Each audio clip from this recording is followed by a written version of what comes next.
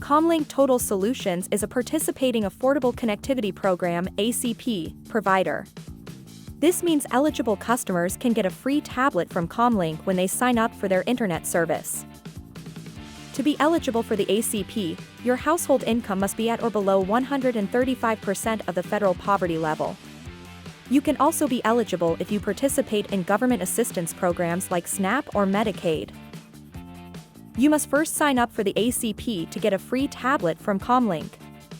You can do this online at the ACP website. Once you have signed up for the ACP, you can contact Comlink to learn more about their free tablet offer. It is important to note that the free tablet from Comlink is a refurbished device. It may also come with certain restrictions, such as a lock on the device or a requirement to use Comlink's internet service for a certain period. Overall, the Comlink free tablet offer is a great way for eligible households to get a free tablet. However, it is important to carefully read the terms and conditions of the offer before signing up.